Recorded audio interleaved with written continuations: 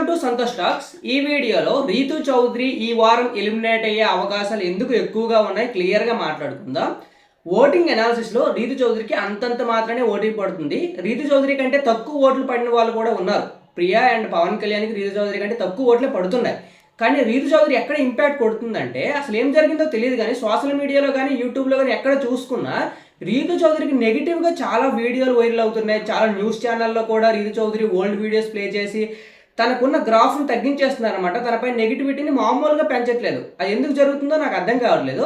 కానీ సోషల్ మీడియాలో మాత్రం రీతు చౌదరి గ్రాఫ్ అయితే బీభత్సంగా తగ్గిపోతుంది. అబ్బా తనపై క్యారెక్టర్ అసోసియేషను చాలా డిఫరెంట్గా వీడియోస్ వస్తున్నాయి బయటికి. చాలా ఆశ్చర్యంగా ఉంది. బిగ్ బాస్ లోపల ఆమె ఉన్నప్పుడు బయటికి ఇలా రావడం అనేది చాలా బాధాకరం.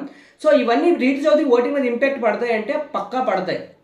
ఎందుకంటే రీతు చౌదరి లోపల చేస్తుంది కూడా లవ్ ట్రాక్ కంటెంటే ఇస్తుంది. అలాంటి సందర్భంలో బయట ఇలా జరగడం వల్ల ఆడియన్స్ కొందరు ఉంటారు కదా, ఫ్యామిలీ ఆడియన్స్, వీళ్ళు ఏమవుతారంటే ఈజీగా ఇన్ఫ్లుయెన్స్ అయిపోతారు. అలాంటి వీడియోలు చూస్తున్నప్పుడు రీతు క్యారెక్టర్ బ్యాడ్ అనే మైండ్ సెట్కి వెళ్ళిపోయి ఓటు వేయడానికి కొంచెం ఇబ్బంది పడతారనమాట.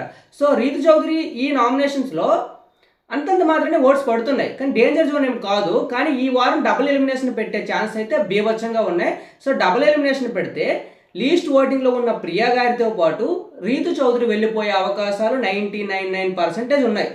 సో ఇదొక పెద్ద రీజన్ అనమాట. అంతేకాకుండా రీతు చౌదరికి ఇంకో మైనస్ ఏంటంటే నామినేషన్లో లేని కంటెస్టెంట్స్ ఉన్నారు కదా. నామినేషన్లో లేని కంటెస్టెంట్స్ ఎవరు?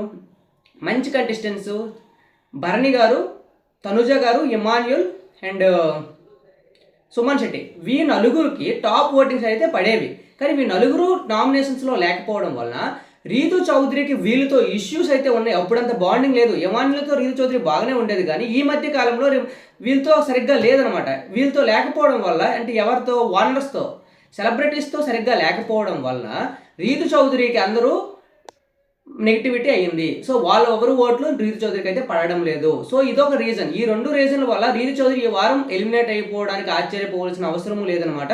సో రీతు చౌదరి ఫ్యాన్స్ ఎవరైనా ఉంటే ముందుగానే ఓటు వేసుకోండి. వీడియోని లైక్ చేయండి. మీరు లైక్ చేస్తే నాకు కొంచెం యూజ్ అవుద్ది. మీరు లైక్ చేయండి, కామెంట్ చేయండి. Thank you.